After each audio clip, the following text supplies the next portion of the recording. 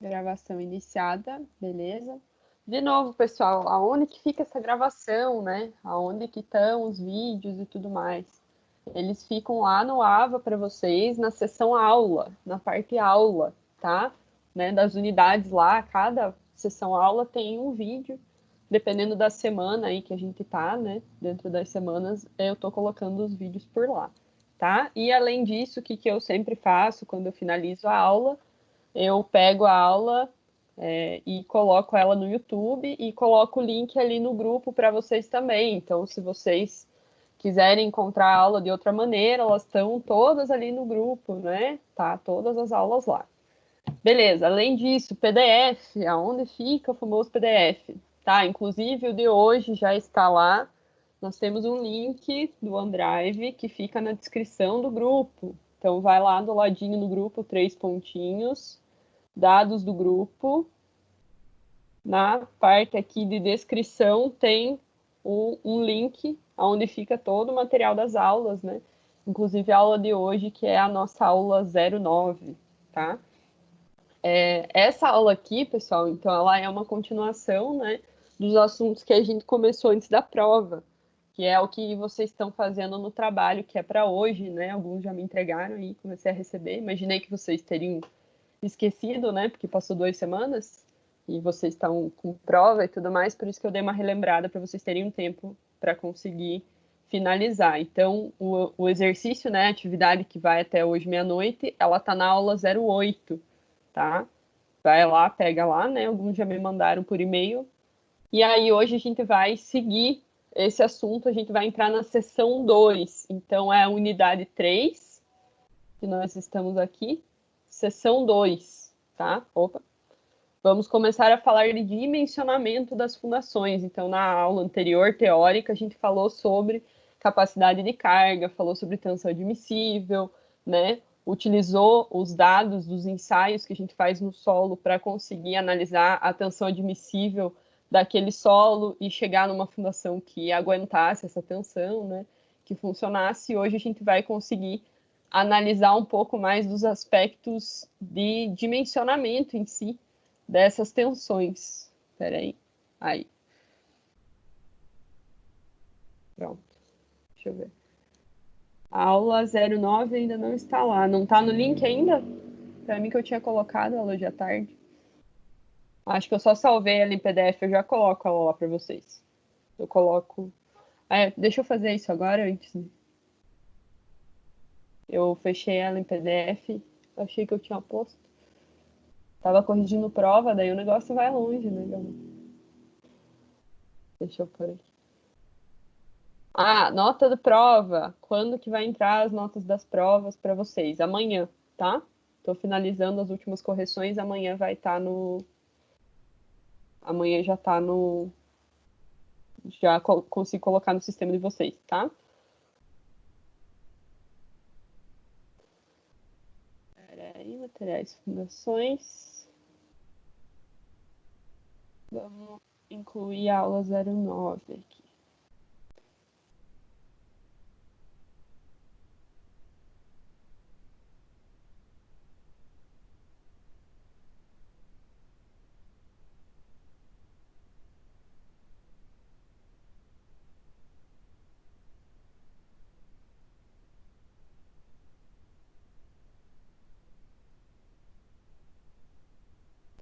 Agora foi.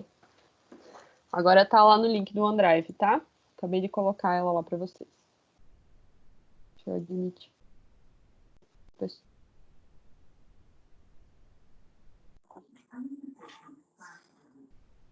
Beleza, pessoal, a gente vai começar a falar do dimensionamento. Então, eu vou mostrar para vocês o dimensionamento das fundações rasas diretas, né? A gente vai entrar nessa parte e vai começar pelas sapatas.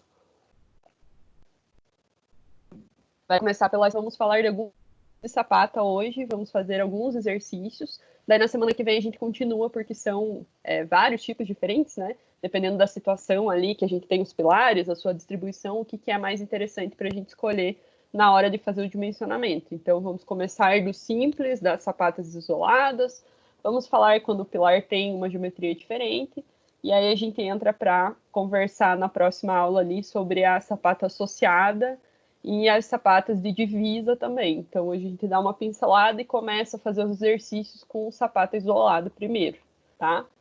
Então, quando a gente fala de fundações rasas diretas, lembrando lá, né, dos tipos de fundações, o que elas são, a gente vai trabalhar com esse dimensionamento. Então, nós estamos falando de fundações rasas, aquelas em que a sua altura é menor do que 2 vezes a base da fundação, então elas ficam dispostas ali nos primeiros metros de solo, né? A altura do elemento de fundação é pequena, é menor, ela não é profunda, né? Ela fica numa profundidade rasa ali, e ela é direta, então nós temos essas fundações diretas que vão transmitir as cargas para o solo através da base, né? Então a gente tem essa base mais alargada, que vai ter esse contato principal ali com o solo e vai distribuir essas cargas ao longo das camadas resistentes, né? Como a gente já viu, elas são as mais simples de serem executadas em relação a processo executivo mesmo, né? Não precisa ter um entendimento específico para realizar a sua execução, elas são mais fáceis, né? Parecido com o processo que a gente utiliza para os outros elementos os elementos estruturais, então fica um pouco mais facilitado. Então, sempre que a gente tiver a opção de utilizar uma fundação rasa, ela é sim mais econômica e ela facilita a nossa utilização, né? Então, se puder optar por ela, a gente opta por ela, tá? E aí, dentro das fundações rasas, nós temos as sapatas, né, que a gente vai conversar hoje. Nós temos o bloco, né? Os diferentes tipos de bloco vão estar compreendidos aí. E temos o famoso radier, que vai ser uma laje, né, armada ali, que vai compreender todos os pilares ou parte dos pilares da nossa edificação, tá? Esses são os elementos, né, que são as nossas fundações rasas e diretas também. E aí a gente vai começar a conversar sobre as suas dimensões, tá? A gente falou um pouco de carga, o quanto que ele aguenta e tudo mais, né? Vocês estão fazendo alguns exercícios em relação a isso. E o que a gente precisa ter em relação a tamanho, a dimensão dessas fundações. De novo, bem baseado no que a gente estava vendo na última aula teórica, né? Nós precisamos que essa geometria, que essa base da fundação, proporcione uma tensão menor que a tensão admissível do solo, ou seja, que ela aguente as cargas e não rompa o solo, que a gente tenha uma tensão lá, as cargas que vêm da nossa edificação consigam ser transmitidas para o solo sem haver rompimento, nem do elemento e nem da nossa camada de solo, que seja tudo passado de maneira tranquila. Para isso, a gente precisa de uma área mínima, né? A gente comentou sobre as dimensões mínimas de fundação ali. A gente começa com 60 centímetros de base, é o mínimo que a norma nos pede para conseguir ter um bom compreendimento dessas cargas que estão sendo aplicadas no elemento de fundação. E então a gente trabalha com uma área mínima, com um tamanho ali adequado para garantir a segurança dessa fundação, né? E evitar esses problemas de rompimento, de chegar a um esforço excessivo nesse elemento estrutural. E por isso que a gente vai estudar um pouco mais das suas dimensões para compreender como que eu vou adequar essa sapata aos meus pilares, né? Como que eles vão estar se adequando com isso. O link, se alguém puder mandar o link lá. Tá ali em cima, né? É sempre o mesmo, tá? Se vocês ficarem com dúvida.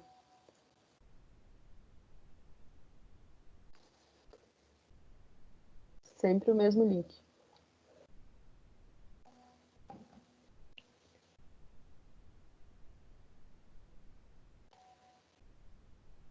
Tá ali em cima. Uhum. Beleza, valeu, gente. Aí, pessoal, nós vamos falar hoje dos tipos de sapatas e vamos começar a fazer cálculos para os tipos diferentes de sapata. Então, cada tipo de sapata, cada elemento de fundação vai trabalhar de uma forma para receber a carga e transmitir para o solo. Depende do quê? De como que está o meu projeto estrutural dos pilares, como que está o posicionamento, como que é a melhor maneira de eu escolher, né, o meu elemento de fundação e conseguir montar ele ali de maneira adequada para o meu terreno. Dependendo da situação, eu vou precisar, né, de uma coisa ou de outra. Então, nós temos, quando a gente fala de sapata, né, que vai ser o nosso assunto principal aqui, a gente tem a sapata isolada, né, que é o que a gente vai estudar hoje. Na sapata isolada, eu tenho a carga vindo apenas de um pilar, tá? Então, eu tenho um pilar, uma sapata, tá? Vou pegar só um pilar ali. E aí, esse pilar, né, vai passar a carga para minha sapata e ela vai distribuir as tensões do solo para o solo em duas direções, né? No plano da base ali, naquela área da base. Beleza. Além disso, eu posso ter a sapata associada ou a sapata corrida, que são sapatas já que vão compreender, né, cargas concentradas. Então, na sapata associada, normalmente, nós vamos ter 2 ou mais pilares ali, né, que vão estar numa linearidade para receber as cargas desse material, tá? Então, o que vai acontecer? Normalmente, a gente trabalha com 2 pilares, é o mais comum de acontecer, associar 2 pilares ali e montar essa sapata. E ela vai ficar com uma dimensão retangular, vai ficar um pouco diferente da sapata isolada, que é o mais comum que a gente visualiza. E aí nós vamos ter uma viga que vai associar as duas, tá? Que vai juntar esses 2 pilares ali para fazer essa conexão das cargas antes de transferir tudo pela base. Então tem uma associação ali, uma certa linearidade, daí vai trabalhar como uma carga concentrada ali, né, distribuída naquela região, antes de passar para a base inteira da fundação. A mesma coisa, um processo bem similar, vai acontecer com a sapata corrida. Ao invés de a gente ter 2 pilares ou 3 pilares que vão estar na mesma linha e vão receber as cargas desses pilares, a gente vai ter um elemento linear que vai passar as cargas para essa sapata. Normalmente vai ser um elemento de vedação, né, que está atuando ali como elemento estrutural, então as paredes em si vão acabar utilizando desse tipo de sistema de fundação, que também vai ter uma viga, né, armada, que vai receber a carga desse elemento linear, e aí vai passar para a base.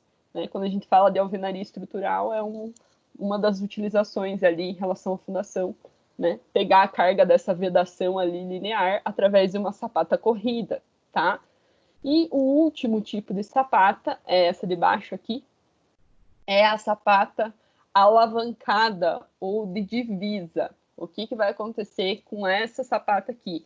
A gente vai ter normalmente um pilar, um elemento estrutural que está muito próximo, né, da divisa do terreno, tá? Muito próximo ali da minha fronteira. E daí eu não consigo atravessar com a base da sapata. A gente não pode atravessar para o terreno vizinho, né? Você não pode construir no terreno vizinho. Então, você vai ter que transferir as cargas, né, desse pilar de outra forma, porque eu não consigo fazer uma sapata completa como é isolada. E aí, como que eu faço esse processo?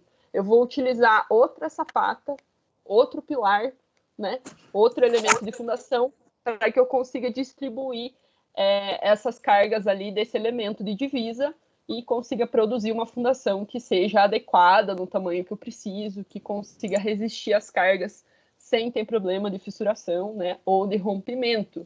E aí a gente cria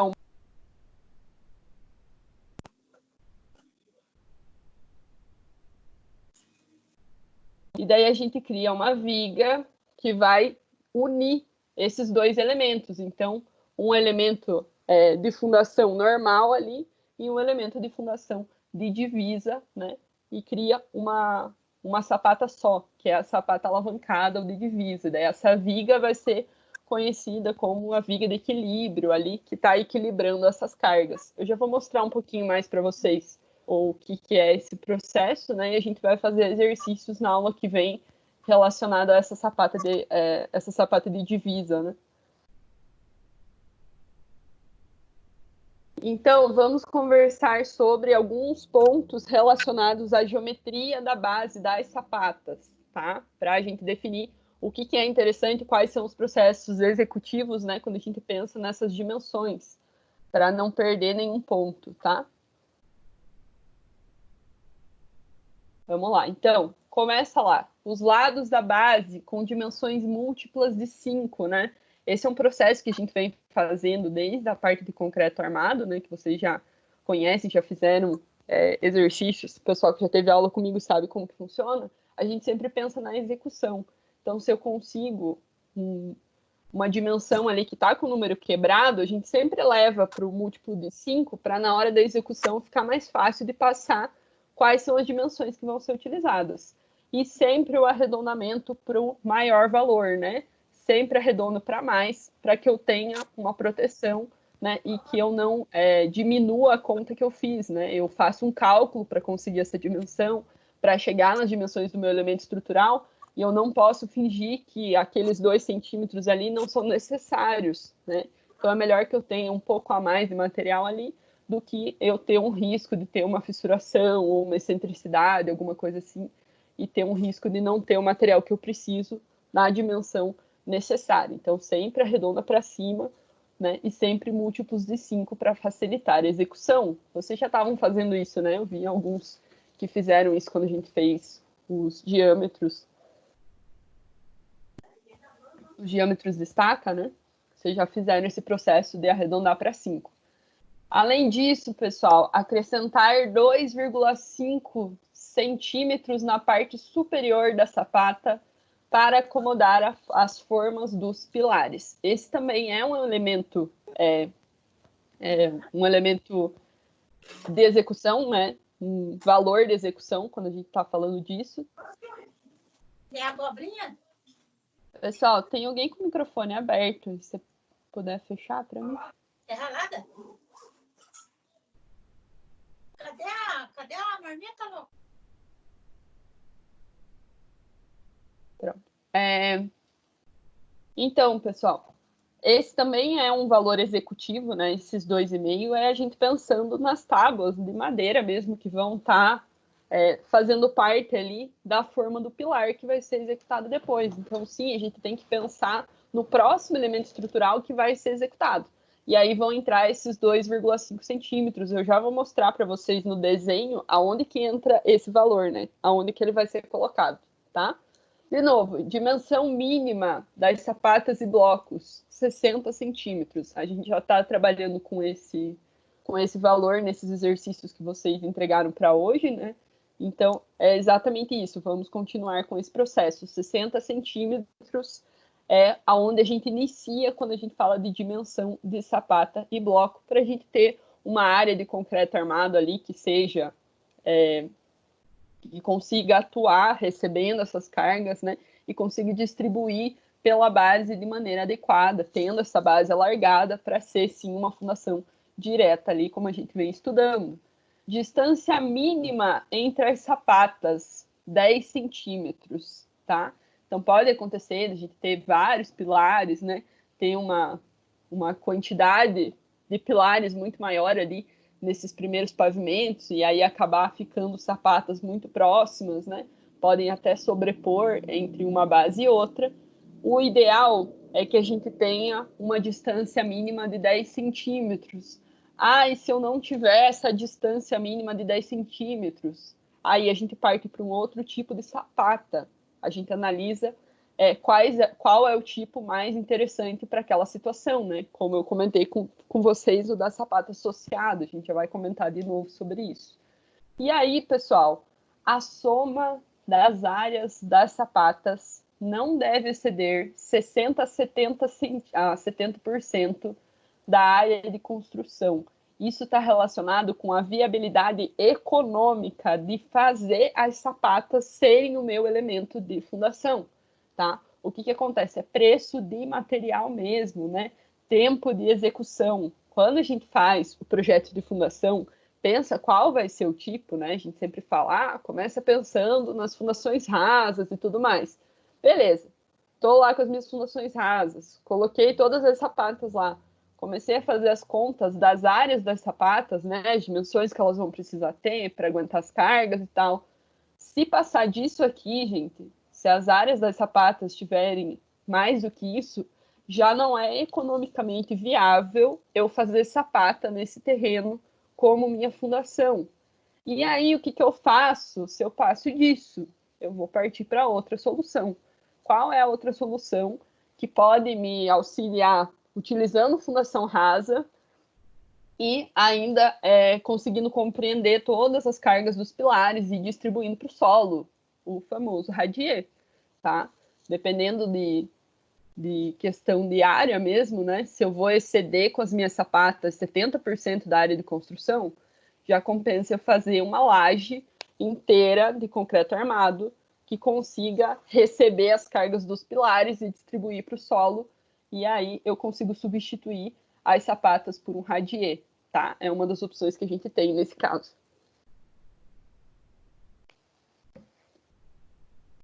Beleza?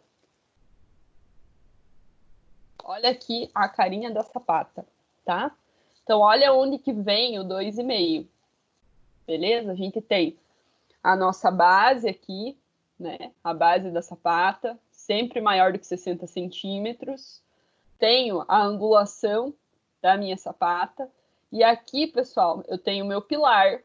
E além do pilar, eu preciso que nessa parte superior tenha pelo menos 2,5 centímetros para que eu consiga colocar a forma para montar esse pilar. Ele não pode estar exatamente na extremidade. A gente precisa dessa pequena plataforma ali, é isso que eu quero chamar a atenção de vocês, para que eu consiga montar a forma de madeira para produzir o meu pilar, né? Para conseguir concretar esse elemento, tá?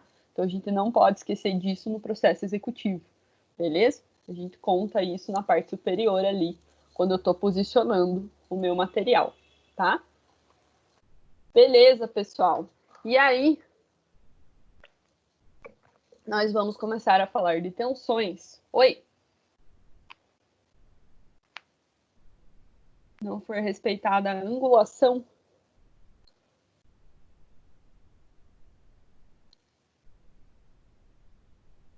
Uhum. O... Uhum. Tá. O lance da sapata é assim. A angulação para a gente é aonde a gente tem as cargas sendo produzidas, vem as cargas de tração do pilar, a gente precisa dessa angulação, é ali que vai receber. Então, esse material de concreto aqui no meio, ele é essencial para conseguir receber as cargas de tração. Por que a gente faz angulação, faz o corte? Por redução de material, tá? Então, eu poderia fazer o bloco inteiro, ele não teria problema, tipo, ele não vai interferir em relação ele vai distribuir de maneira pior as cargas e tudo mais. Ele só não é necessário. Por isso que a gente acaba retirando e faz essa sapata angulada, porque aquele material ali para fechar o quadrado, ele não vai ser utilizado para resistir às cargas que vem do pilar. Então a gente tira para economizar material mesmo, quantidade de concreto, tá? A gente poderia fazer um bloco completo. O que vai gastar mais é material. Em relação à distribuição, receber carga, ele não vai fazer diferença. Por isso que vem o bloco, né? O bloco também, ele pode ser usado, não faz muito sentido para a gente ter o bloco completo aqui na sapata, porque é material que está sendo desperdiçado, tá? O que a gente precisa é desse material que está aqui dentro. É estudo de distribuição de carga mesmo. Né? O que está fora, ele é desperdiçado. Então, vai ser só um desperdício mesmo. Tem um local que acaba fazendo né, o bloco completo, né, ao invés de fazer a angulação, daí faz ele fechadinho uma caixinha. Dá para fazer, só está gastando mais material do que necessário. Mais gente pedindo para entrar. Aí. Beleza. E aí, galera, a gente vai entrar na parte, né, de conversar um pouco sobre as tensões. A gente já vem falando sobre isso lá na parte de capacidade de carga. O que a gente admite normalmente para a sapata, né, quando a gente fala desses elementos de fundação rasa, que as tensões que estão sendo aplicadas no solo são constantes. Então, que vem apenas um tipo de tensão e essa tensão vai estar sempre ali, né? Ela vai estar sempre sendo aplicada, que é a tensão da edificação inteira, que é a tensão de utilização, que é a tensão dos próprios elementos, né? Do pilar em si, da viga, da laje que está vindo ali e está sendo recebida pela sapata. Qual é o tipo de tensão que está sendo aplicado na sapata? É a tensão de compressão. Então, a gente está recebendo uma tensão de compressão que vem do pilar, que é o nosso valor de N, que é o nosso valor de P, é o valor de carga, né, que a gente está analisando.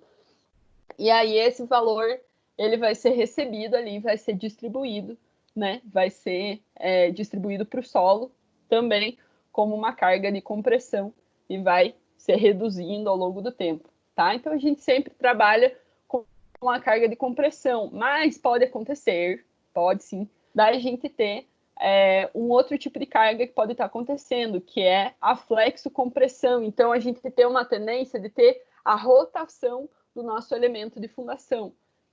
E aí, quando a gente tem a rotação do elemento de fundação, ele tem que entrar na conta também. Então, a gente pode ter essa tendência. Quando que pode acontecer isso, né? De ter essa carga atuando ali que vai tentar arrancar a minha fundação. Carga de vento, né? A carga de vento pode fazer isso, dependendo da altura do meu edifício e tudo mais. Então, isso vai entrar o quê? Na conta? Vai entrar na conta de tensão que o meu elemento vai ter que aguentar, né? Então, quando a gente está falando de tensão admissível do elemento, né, que vocês estavam analisando ali nos exercícios, capacidade de carga, quanto que o meu elemento aguenta sem se quebrar, sem se romper, a gente está considerando, num primeiro momento, só isso aqui, né? Carga que vem do pilar e a área da sapata. Mas se eu tiver alguma outra carga acidental que vai estar interferindo dentro do meu edifício, dentro, né, do meu empreendimento, que pode causar essa rotação da minha fundação, eu consigo analisar isso já no primeiro momento e aumentar a carga resistente da minha fundação para aguentar essa solicitação também, tá? E aí a gente trabalha com o momento que está atuando, né? O momento que está vindo da edificação, o cálculo de qual é essa carga de rotação ali, que pode vir a acontecer na pior hipótese possível, né? A gente tem os cálculos de norma para analisar, dependendo da região, dependendo do tamanho da edificação e tudo mais. E o momento resistente, então, quanto que a minha fundação aguenta em relação a momento, a essa rotação. E aí a gente trabalha com os princípios lá, né, de mecânica dos sólidos, né, de resistência dos materiais para vocês. E aí a gente fala também da geometria da base da sapata. Então, base vezes a largura ao quadrado dividido por 6. Isso vem da onde? Vem do estudo do sólido em si, do retângulo, como que ele resiste a esses esforços, né? Saudade, resistência a materiais, não é? Sempre volta, né? Vocês acharam? Nunca mais vou usar esse negócio. Ou se usa. Meu Deus do céu. Tá? Então, a gente consegue abranger essa carga, né, caso seja necessário, tá?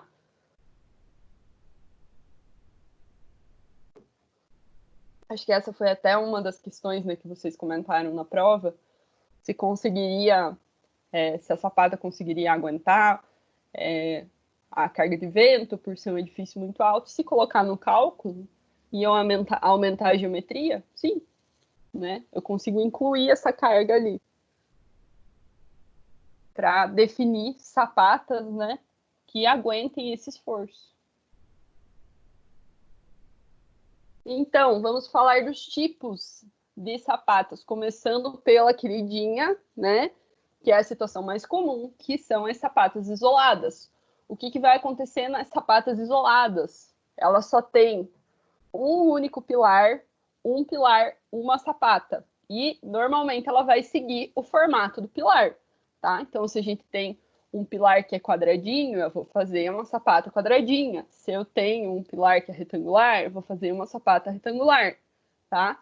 Se eu tenho um pilar em L, daí eu faço um retangular também, né? Porque eu não vou fazer uma sapata em L, que eu não sou louca. Tá? Então, para o dimensionamento das geometrias simples aqui, quadrado, retangular, a gente vai seguir, né? Vai chegar no dimensionamento da sapata seguindo esse pilar. Essas são as situações mais comuns, né, que vocês vão se deparar aí na vida profissional. Mas claro que vocês podem pegar situações diferentes. E é elas que a gente vai conversar também durante a aula, né? Vocês têm que conhecer meio de tudo, tá? E aí, pessoal, quando a gente fala dos elementos de fundação, qual que é o princípio, né, que a gente precisa seguir? Esse é o princípio que eu vou comentar com vocês agora. Vai entrar na cabeça de vocês hoje, vai entrar na aula que vem, vai entrar na próxima, até o fim do semestre. A gente precisa o quê? Que o centro de carga do pilar, o centro de aplicação da carga que está vindo da edificação, que está chegando nesse último pilar, coincida com o centro geométrico da minha fundação, tá? A gente está trabalhando aqui com as sapatas, então tem que coincidir com o centro geométrico da sapata. A gente precisa conhecer aonde que vai ser recebida essa carga. A gente precisa linkar uma coisa com a outra.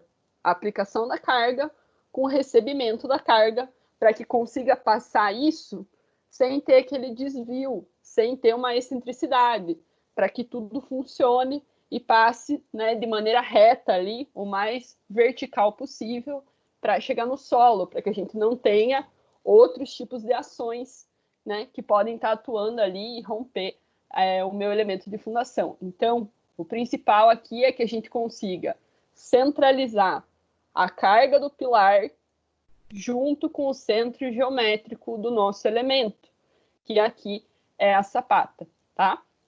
Então, quando a gente fala de área da sapata, nós temos aqui a área da base da sapata, vamos ter a tensão admissível, né? Que vocês já vêm calculando lá na aula anterior, e vamos ter o peso que vem do pilar, a carga que vem do pilar, né? Pode ser N, pode ser P, tanto faz, depende da fórmula, né? Eles acabam mudando um pouco a nomenclatura. O livro de vocês vai e volta, né? Vai e volta. O N, o EP, tudo a mesma coisa. Tudo carga, tá? Carga que vem da edificação. E aí, pessoal, como o nosso elemento é um elemento de fundação, é um elemento de concreto armado, ele tem um certo peso, certo? Ele também vai aplicar uma certa carga no nosso solo, né? Que é a carga do peso próprio da sapata.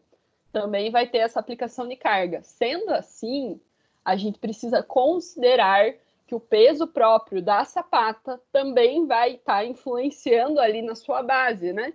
Porque eu tenho a sapata acima da sua base. Então, esse peso vai entrar na conta também, tá? Então, a gente coloca aqui, esse é o P, beleza? Que é a carga que vem do pilar. E aí eu pego uma parcela dessa carga e consigo analisar o peso próprio, né? A carga que vai vir do peso próprio da sapata. Ela vai ser em torno de 5 a 10% dessa carga que vem da edificação. E aí a gente coloca aqui na conta o 0,1. 0,1 do peso que vem da edificação, para que a gente coloque o peso próprio da sapata na conta. E aí a fórmula final para a área da base da sapata fica 1,1 vezes a carga que vem da edificação dividido pela tensão admissível, tá? E como a nossa sapata isolada, ela é um elemento retangular ou um elemento quadrado, né? A área da sua base vai ser sempre B vezes L, né? É um retângulo simples, ou uma sapata quadrada também, que vai ser B vezes B, tá? Então, a gente tem a área do elemento em si, do quadrado, né? Ou do retângulo, e temos a área levando em consideração o peso que está atuando ali e a tensão admissível, né? Tensão é carga sobre área, né? Foi assim que a gente chegou nesse valor. Pessoal, deu para entender o lance do peso próprio da sapata?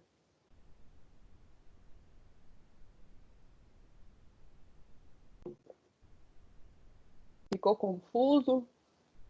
Tranquilo? Joia?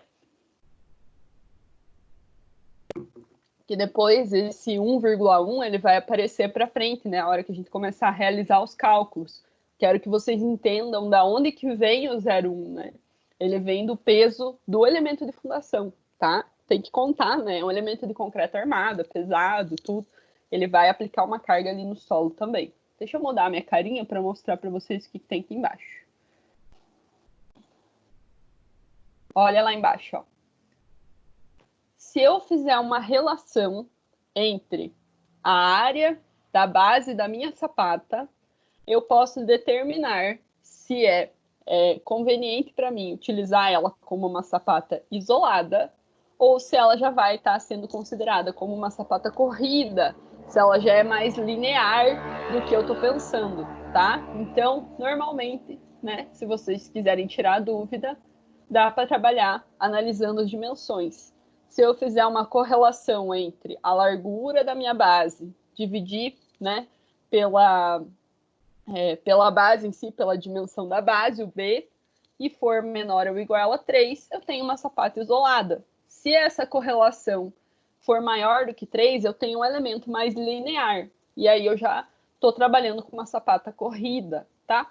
É um tipo de limitação ali, né? Para mostrar para vocês as dimensões em si, como que a gente vai realizar os cálculos, né, desse tipo de elemento, tá?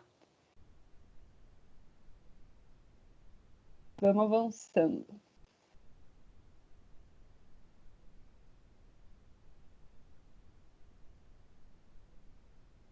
E aí, pessoal, para que a gente economize, para que a gente consiga realizar uma execução tranquila, fácil, rápida, sem necessitar de muitos elementos ou de muito estudo, né? Tipo, para conseguir montar as dimensões adequadas, recomenda-se que os balanços da sapata, ou seja, aquela parte de cima ali que dá o suporte para o pilar, que eu falei para vocês, que precisa ter o 2,5 para conseguir colocar a forma, sejam iguais, tá? Então, a gente consiga trabalhar com esses balanços aí e essa dimensão que sobra aqui seja igual. Então, se a gente tirar esses valores aqui de balanço, X e Y, né, que são o que sobra ali da nossa sapata, eles devem ser iguais. Ah, devem, é norma, é lei? Não, é recomendado. Dentro da execução da sapata, é recomendado que seja feita assim.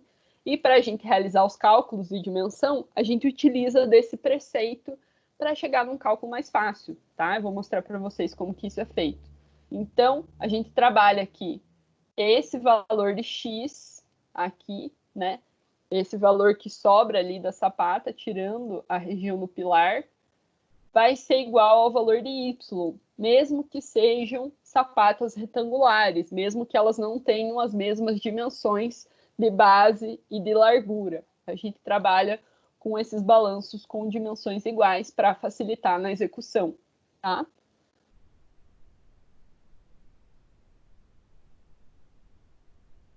Beleza. Isso são as sapatas isoladas.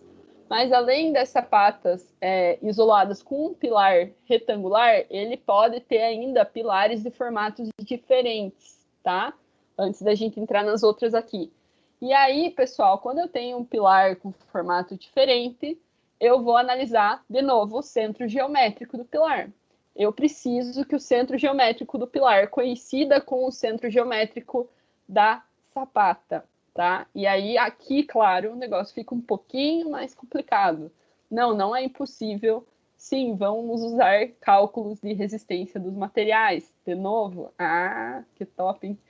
Então, a gente precisa dessa coincidência. Pegar um pilar que tem um formato estranho e conseguir achar o seu centro geométrico para conseguir montar a nossa sapata retangular ou quadrada, né? Para chegar num elemento ali que seja de fácil execução. Para qualquer tipo de formato de pilar, dá para fazer isso, né?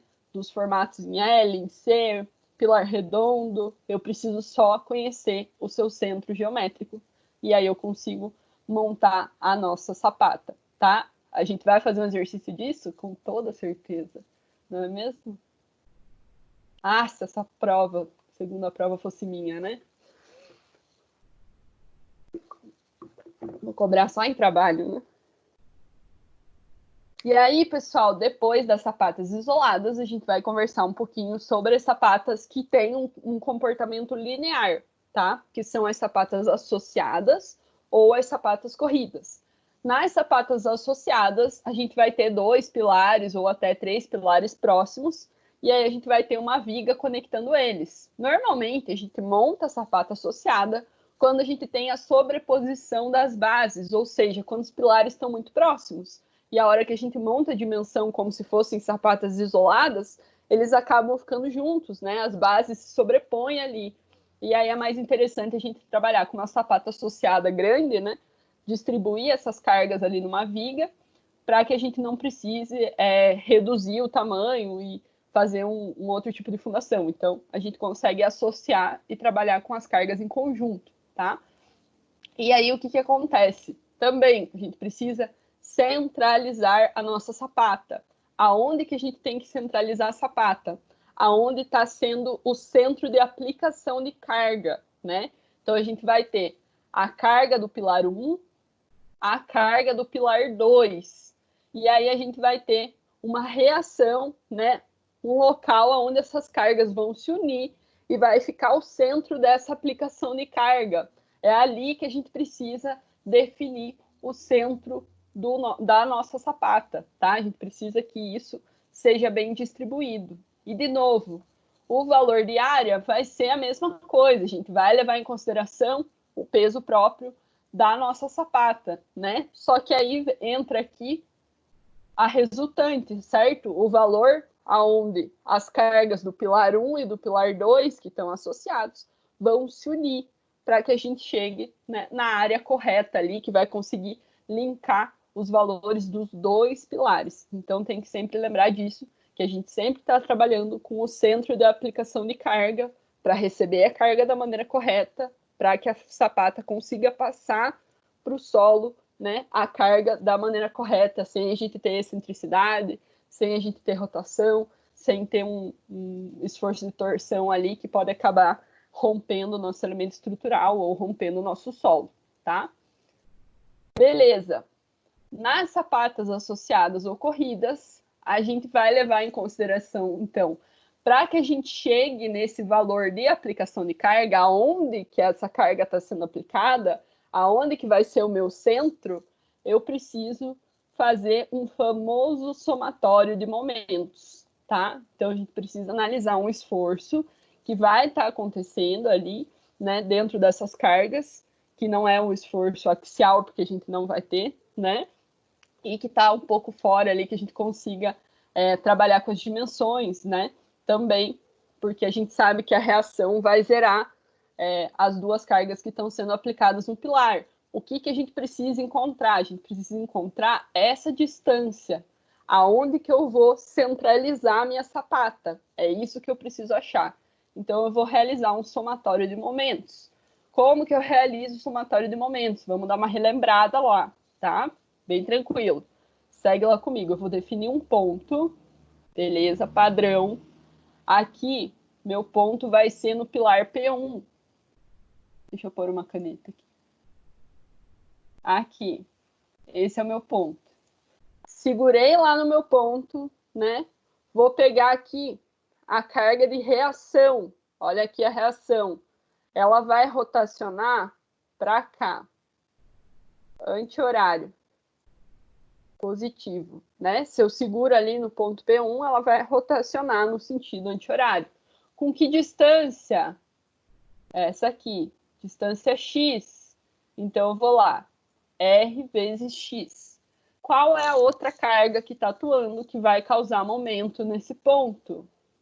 A carga P2, né? Que está vindo do pilar 2. Ela vai causar momento no sentido contrário, no sentido horário. Então, aqui vai ser negativo. Qual é a distância? É a distância L, a distância entre um pilar e outro, tá? Então, eu vou ter aqui menos, porque está no sentido contrário, P2 vezes L, tá? E aí, eu passo, né? Lembrando, para que a gente não tenha movimentação do elemento, de nenhum dos elementos, esses momentos no final, eles têm que zerar, né? Para que a gente não tenha isso atuando de maneira inadequada. Por isso que a gente iguala a zero. Igualei a zero. Beleza. Aí eu vou passar o meu elemento negativo para o outro lado e vou fazer o quê? Espera aí. Vou isolar o meu valor de x, que é o que eu quero encontrar, aonde que está sendo aplicada a carga, né, que está sendo a resultante dos dois pilares para que eu consiga centralizar a minha sapata. Esse valor de x vai estar relacionado com a carga do segundo pilar vezes L, que é a distância total, dividido pela resultante. É para que vocês entendam da onde que vem encontrar o valor de x dessa forma, tá? Ele vem de um estudo, né, das tensões ali que estão atuando nos elementos. Aqui tranquilo, pessoal. Se assustaram um pouco? Só um pouquinho.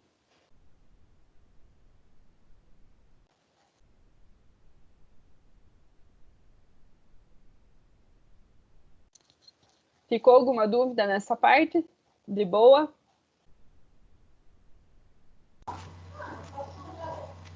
Professor, acho que fazendo um exercício fica mais claro. Tá?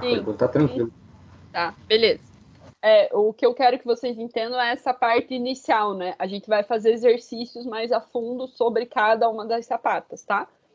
Hoje a gente vai fazer para as associadas, né? Para as associadas não, para as isoladas, né? Que são mais simples. Mas é importante trazer esses conceitos teóricos primeiro, tá? E aí, tá aí a queridinha, né? Essa aqui, o negócio é louco, tá? Eu vou conversar com vocês sobre ela hoje, mas daí a gente vai trabalhar com ela a fundo na semana que vem, tá? Então, o que acontece nas sapatas de divisa? A gente não pode, né, por código municipal aí, passar com os nossos elementos para a construção vizinha, para o terreno vizinho, nem elementos de fundação. Não pode, tá? É construção na área vizinha. Para que eu consiga resolver esse tipo de problema, caso eu tenha um pilar muito próximo da fronteira, ali na divisa, a gente monta as sapatas de divisa. Nas sapatas de divisa, a gente não consegue fazer o processo que eu estou falando para vocês desde o começo, que tem que ser feito, que é coincidir o centro de gravidade da sapata com o centro de aplicação de carga. A gente não consegue fazer isso, porque a gente não tem área para montar uma sapata completa, para fazer o retângulo. Então, eu preciso pensar em outro, né, problema para resolver essa excentricidade que vai acontecer de qualquer forma. Então, peraí, deixa eu mudar minha carinha aqui de novo. Olha aqui, ó, o que acontece nas sapatas. A gente tem uma excentricidade, né, que vai aparecer. Então, a gente tem a aplicação de carga que vai acontecer bem no meio do pilar.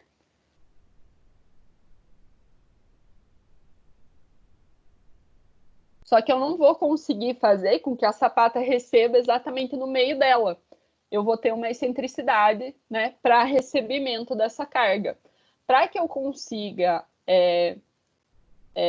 trabalhar com essa excentricidade sem que ela me prejudique, para que eu consiga distribuir as cargas de maneira adequada ainda para o solo, eu vou ligar essa sapata de divisa em outra sapata, em outro elemento, e vou formar uma viga de equilíbrio ou uma viga alavanca. Uma viga que vai linkar as duas, que vai transferir essas cargas de excentricidade para que elas não sejam prejudiciais para o meu elemento. E aí, como que isso é feito? Ou a gente liga a viga numa sapata central, ou a gente liga a viga em outra, né, a gente liga a sapata de divisa em outra sapata de divisa. Pode acontecer as duas situações, tá? O importante é a gente ter essa conexão com outro elemento para eliminar os problemas da excentricidade, tá? Olha aqui como que acontece normalmente. A gente vai ter, né, se a gente tiver duas sapatas de divisa, vai ter excentricidade nas duas. E aí a gente vai ter essa viga de equilíbrio ou viga alavanca para segurar essas cargas e nos auxiliar nesse processo. E se eu estou linkando a minha sapata de divisa com uma sapata central, que era uma sapata isolada inicialmente, que está ali no meio, eu posso ter ou uma sapata retangular, né, uma viga retangular ali, que está conectando as duas, essa viga de equilíbrio, ou eu posso ainda ter um elemento trapezoidal, Normalmente, se o pilar de divisa é maior, olha aqui o tamanho do pilar de divisa, do que o pilar da sapata central, a gente pode fazer uma viga trapezoidal. Por que eu faria uma viga trapezoidal? Para reduzir a quantidade de material que está sendo utilizado na execução da fundação. É tudo para economia, tá? Para que a gente consiga economizar em material. Eu posso fazer esse processo também. Nós vamos fazer exercício sobre isso, com certeza, tá? Aula que vem eu quero trabalhar só com essa parte aqui, para a gente fechar bem os pensamentos, né? Mas hoje nós vamos começar com as sapatas isoladas, tá? Então vamos falar de exercício, que eu sei que é disso que vocês gostam. Deixa eu mandar minha cara de novo, acho que agora não vai atrapalhar. Beleza. Vamos começar com o primeiro, pessoal. Primeiro exercício. Dimensionar a base da sapata para um pilar com dimensões 20 por 40 centímetros, olha aqui, 20 por 40, nosso pilar. Carga que vem, né, do pilar, que vai chegar ali na fundação, 20 toneladas força, ou 200 quilonewtons aproximadamente, né? Eu vi até que vocês, alguns de vocês no trabalho, não sei se só no trabalho, acho que até na prova, não fizeram aproximação para 10, não tem problema, eu considero, tá? Mas, considerando que a gente é bem prático, né, em relação a esses números, dá para arredondar para 10, tá? Multiplicar por 10 ali para chegar no valor de quilonewton, bem tranquilo. E aí nós temos a tensão admissível do solo, quanto que o solo aguenta, né? Que é o que vocês vêm trabalhando aí na aula anterior, né? Para a gente chegar na capacidade de carga ali e não romper o solo. A nossa tensão admissível é de 180 quilonewtons por metro quadrado. Então a gente já encontrou a tensão admissível e agora a gente vai trabalhar com ela para chegar nas dimensões adequadas desse elemento. Qual é o primeiro passo? Eu sei que vocês adoram um passo a passo, então vamos lá. Vamos determinar a área da base da sapata. Então a gente quer determinar o quê? Todos os pedacinhos da nossa sapata, né? Quais são as dimensões ali que ela vai ser utilizada. Começando então pela determinação da área da base. Daí vem aquela fórmula que a gente estava comentando ali de força sobre área que leva a nossa tensão.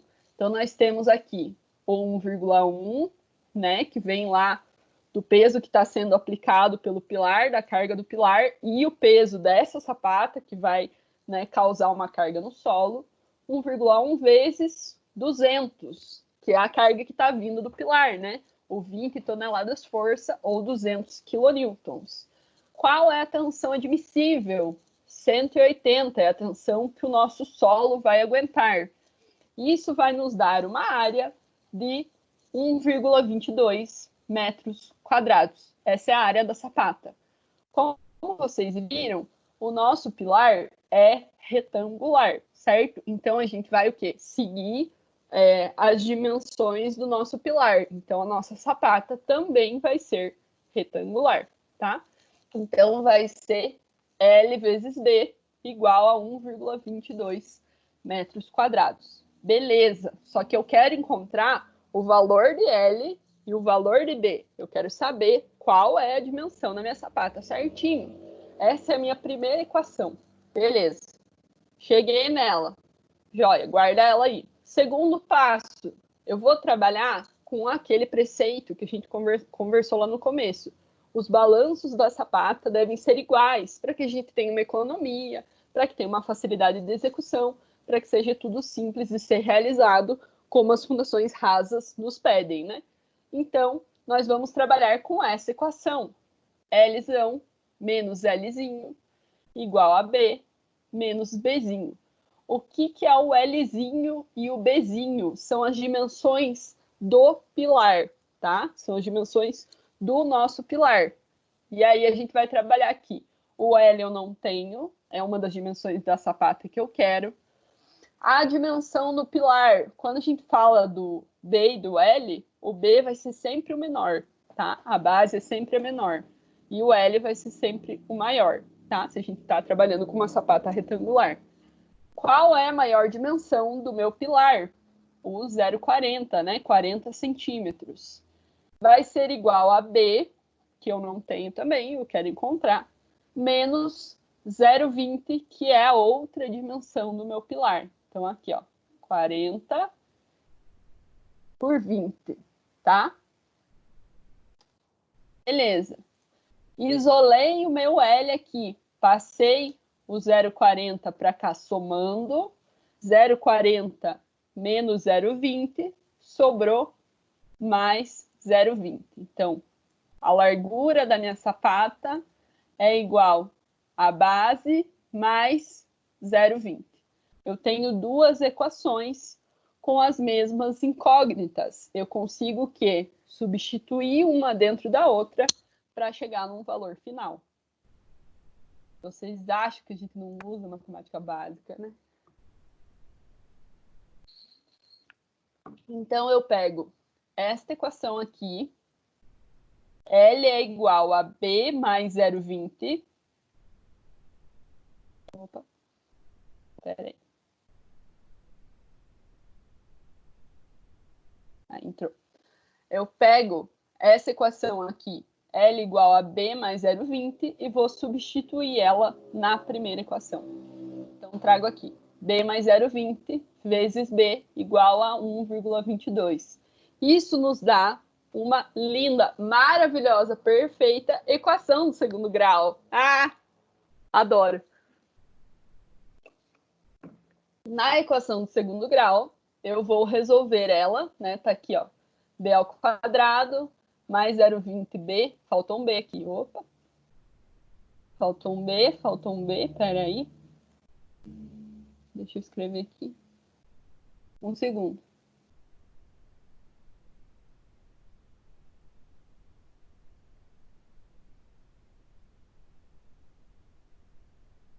B. Aham. Aí.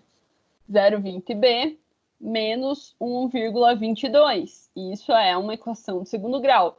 Para que eu consiga resolver a equação de segundo grau e chegar no meu valor de B, o valor que eu vou usar, a dimensão que eu vou usar, né, para minha sapata, eu preciso resolver a equação de segundo grau, achar as suas raízes, e para isso eu uso Bhaskara. Ah, saudades, hein?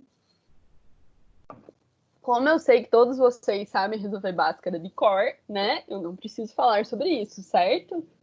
Tá aqui a fórmula de Bhaskara para vocês, aberta, bem bonita, bem feliz, né? E aí, pessoal, o que vai acontecer quando eu estou nessa situação? Eu vou obter duas raízes, né? Que é o princípio das fórmulas do segundo grau. E aí, o que acontece? Um dos meus resultados ele vai ser negativo e o outro vai ser positivo. Então, né, como eu não vou trabalhar com dimensões negativas aí, eu vou usar o resultado positivo. O primeiro resultado aqui que está aparecendo para vocês é o 1,01, ele é positivo. O de baixo é 1,21 negativo, tá? É menos. Então, eu não vou utilizar esse valor, eu vou usar a raiz positiva. E aí, a minha raiz positiva, então a dimensão da minha sapata, vai ser o 1,01. Meu Deus, ninguém vai construir uma sapata com 1,01 metros. Não, a gente vai levar para o múltiplo de 5 mais próximo. Então, ficou 1,05, tá? Metros. 1,05. Esse é o meu valor de B. Mas, além do valor de B, para que eu consiga as dimensões completas da sapata, eu venho aqui para encontrar o valor de L. Então, eu tenho o valor de B, eu volto, né, em uma das equações, e aí eu encontro o meu valor de L. Então, L é igual a B mais 0,20. O meu B é 1,05, então, mais 0,20, o meu L vai ser 1,25.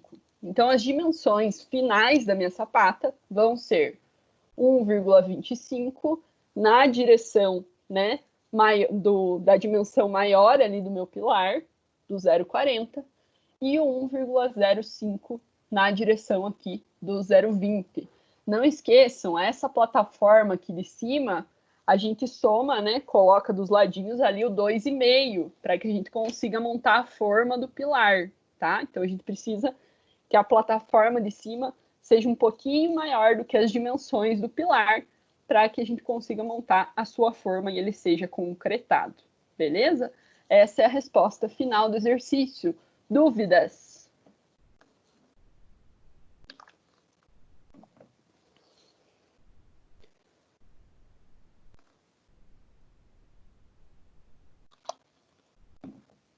Ficou tranquilo por enquanto? Professora, ali no caso deu 1,01.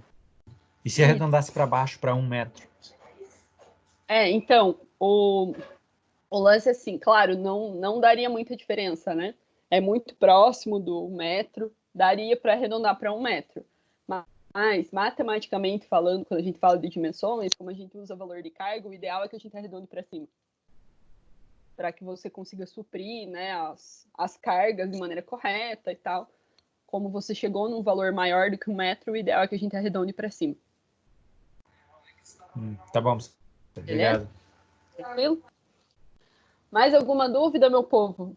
Aproveitem. Daí a gente vai para um mais pesado.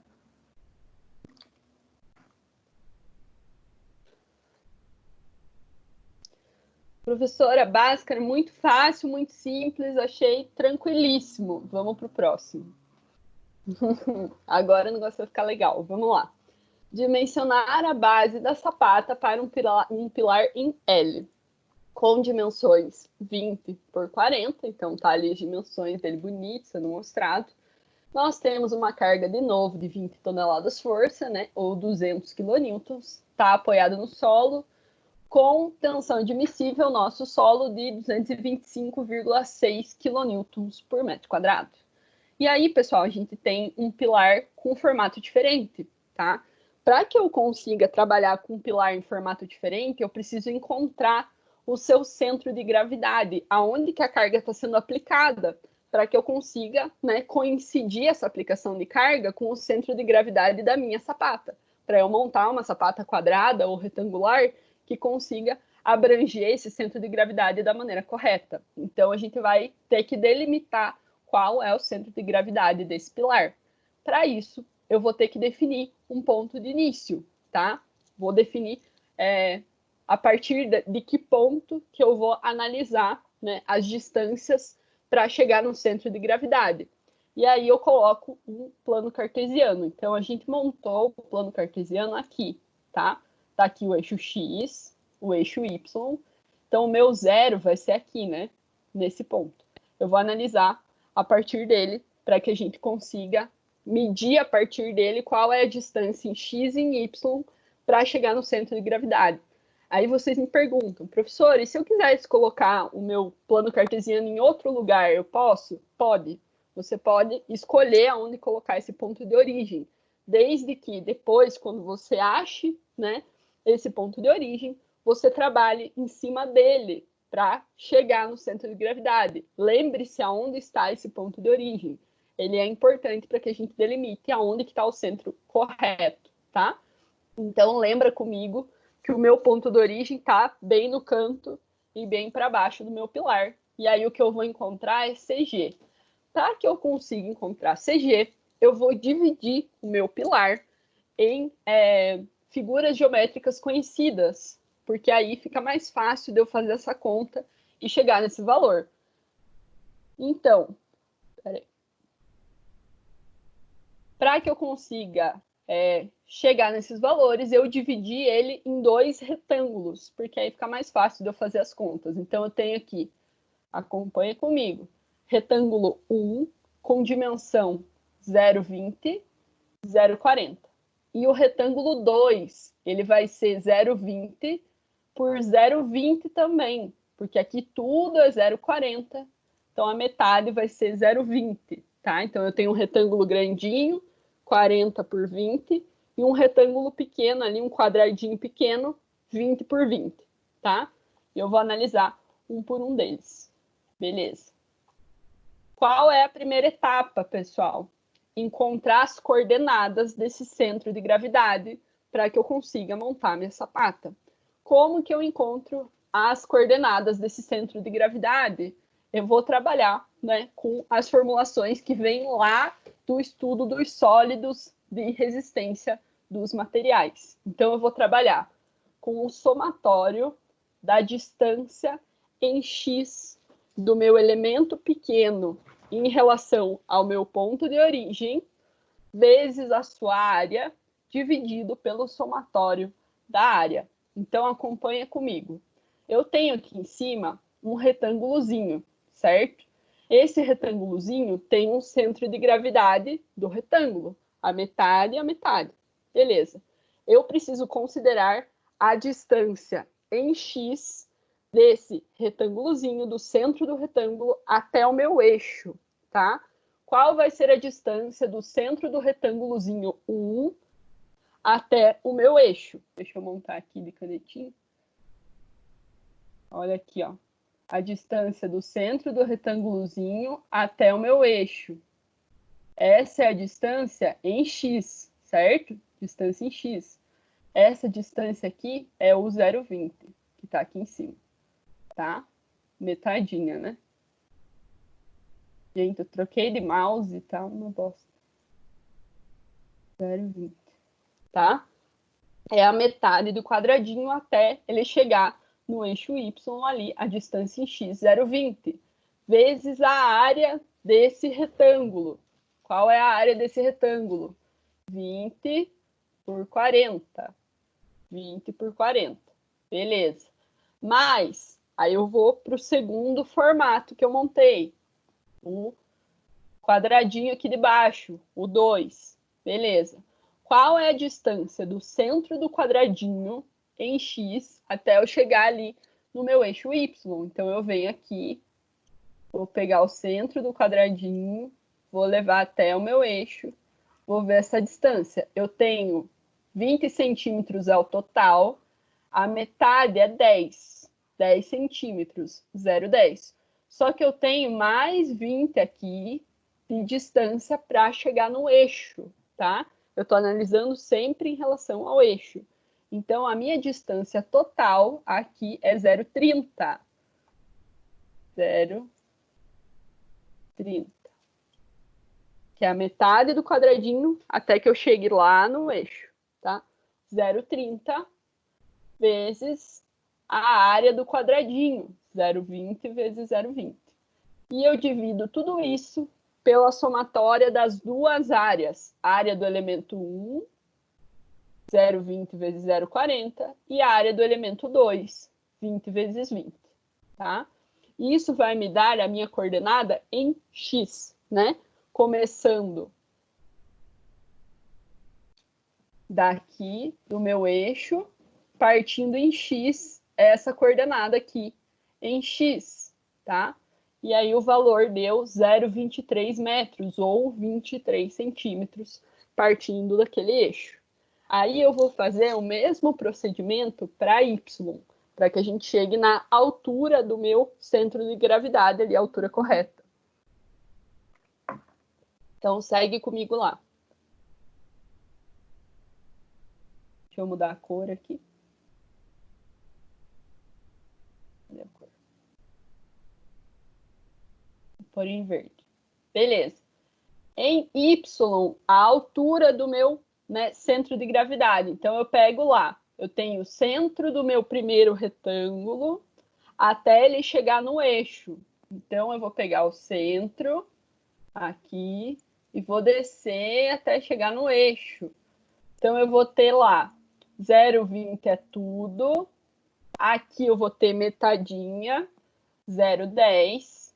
Até eu chegar no eixo, eu tenho mais 20 centímetros do quadradinho que está embaixo. Então, essa distância aqui, 0,30.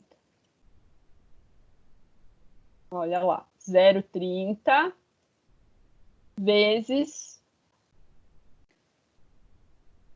Opa.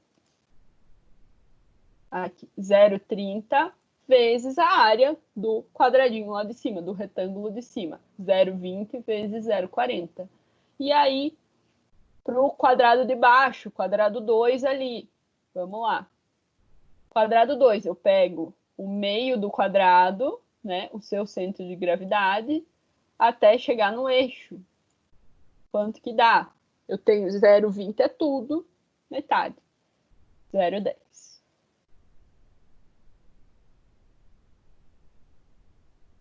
Tá? Então, aqui, 0,10 vezes a sua área, 0,20 vezes 0,20.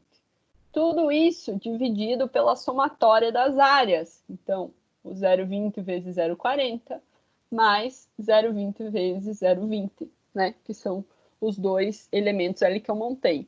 Dependendo, então, da geometria do meu pilar, eu posso dividir ele em mais tipos de elementos, em mais quadrados, mais retângulos. Posso dividir ele em triângulos, depende da geometria do pilar, tá?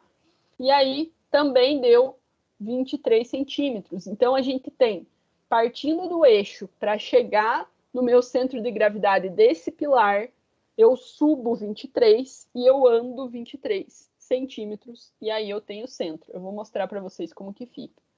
Antes disso, agora a gente vai determinar quais são as dimensões da sapata, né? Para que a gente consiga chegar nas dimensões ali, consiga adequar ela dentro desse centro de gravidade. Então, a gente vai seguir o mesmo procedimento que a gente estava seguindo no exercício anterior. Vou determinar a área, trabalhando com a tensão que vem do pilar, 200, né, quilonewtons, 1,1, né, vocês já sabem por quê, dividido pela tensão do solo, 225,6. E aí eu encontrei uma área da sapata de 0,98 metros quadrados. Beleza. Como vocês viram, a gente tem um pilar em L, tá? Então eu posso definir se eu quero fazer uma sapata retangular ou se eu quero fazer uma sapata quadrada.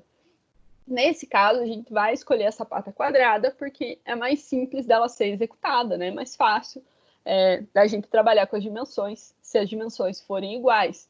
Isso é uma das coisas que os pilares de formato diferente nos permitem, né? A escolha do formato da sapata que vai embaixo, porque ele não precisa seguir como que está o meu pilar, né, inicialmente, né? Ele vai ter um formato esquisito. Então, a gente vai trabalhar com a sapata quadrada, porque ela é mais simples de ser executada. E aí, como a sapata é quadrada, L vai ser igual a B. Então, eu posso dizer que B ao quadrado é igual a 0,98. B vezes B vai ser a minha área da sapata. E aí eu consigo encontrar o valor da dimensão B sem eu precisar, né, substituir na outra fórmula igual a gente estava fazendo anteriormente. Então, eu venho aqui, tiro a raiz, né, desse 0,98 e tenho um valor ali, uma dimensão da sapata de 0,99 metros. E aí a gente fala de novo, vou levar para o múltiplo de 5 para ficar mais fácil de executar. Então, vai ficar 1 metro de base da minha sapata. Acabou? Não!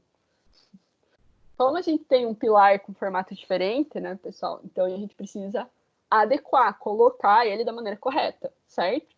Então, o que eu montei aqui para vocês é o posicionamento do pilar e da sapata, como que vai ficar no final, para ele ficar com o mesmo centro de gravidade. Então, a gente precisa que a sapata fique bem no meio, né? Que ela atinja esse centro de gravidade da maneira correta, tá? Então, eu utilizei, para fazer esse posicionamento, o eixo que eu tinha colocado inicialmente. Olha aqui, ó. Eixo Y e eixo X, que estava bem na extremidade do meu pilar. Eu estou trabalhando com ele para conseguir fazer a leitura ali e adequar a minha sapata, tá? Se eu colocasse o eixo em outro lugar, eu poderia trabalhar com aquele outro lugar? Sim, tá? Não teria problema. O que é importante? Que o centro de gravidade da sapata esteja no centro de aplicação de carga, né, que vem no meu pilar. Então, acompanha comigo aqui. Olha onde que ficou o centro de gravidade.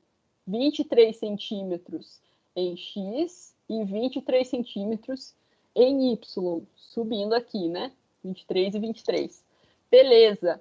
Além disso, pessoal, o nosso eixo estava bem na extremidade do pilar. Eu tenho que ter o quê?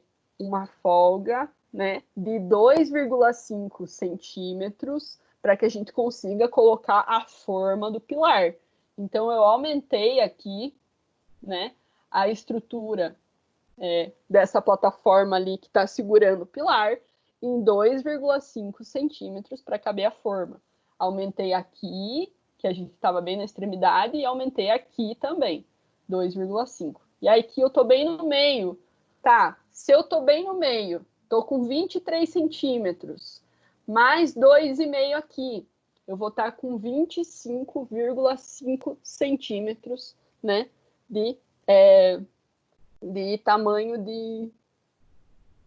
dessa lateral ali da plataforma superior da sapata. Então, eu duplico, né?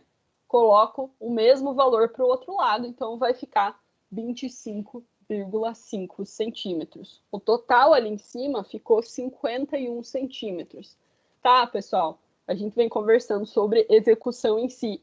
Para a execução, seria mais interessante eu aumentar isso e colocar os 55? Sim, seria mais interessante. Deixar um pouco mais aqui na lateral, né? E aí aumentar dos dois lados ali para a gente ainda estar no centro, mas tá com uma execução mais interessante de ser realizada, tá? Eu só queria mostrar para vocês o lance da forma bem certinho, como que é para ser feito. E a parte de fora, né, da base, ficou com 1 metro nas duas laterais, a base e a base, porque é uma sapata quadrada. Então, ficou com 1 metro que a gente encontrou. Beleza? Dúvidas? Questionamentos? Desabafos?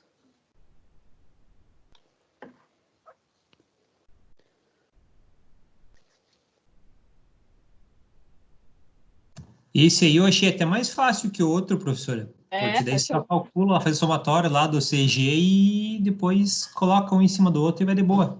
Vai, é bem tranquilo. O que seria mais difícil é quando a gente tem pilares que são arredondados e tudo mais, que daí o centro de gravidade vai levar um cuidado a mais. Aí você pede para trocar o arquiteto que projetou e volta pro pilar quadrado. Uhum. Entendeu? Por que a gente gosta de retângulo, né? Deixar tudo mais quadrado possível. Beleza, gente? Então, em relação às sapatas isoladas, o que a gente vai ter de diferente é isso, tá? A gente vai ter uma sapata com um pilar quadrado ou um pilar retangular, e vai ter uma sapata que pode ter um pilar com formato diferente, daí a gente faz o cálculo do centro de gravidade. O que eu vou passar para vocês? 2 exercícios, então reproduzir esses exercícios, né, para que a gente consiga fechar esse pensamento, beleza? Aqui, o primeiro com um pilar retangular, bem similar ao primeiro ali que a gente fez, e o segundo com um pilar em L, tá? E aí, qual é o prazo?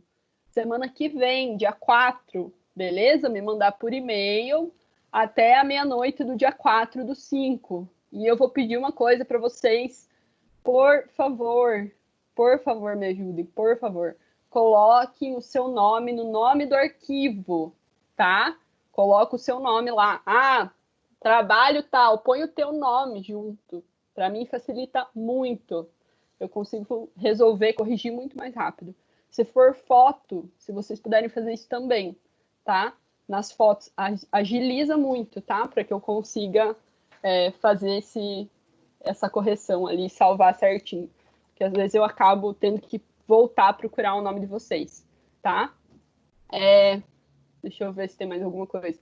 Galera, então o trabalho que era para hoje, eu vou receber ele até meia-noite. Ele é o último trabalho que falta para eu colocar as notas de vocês lá no sistema, né?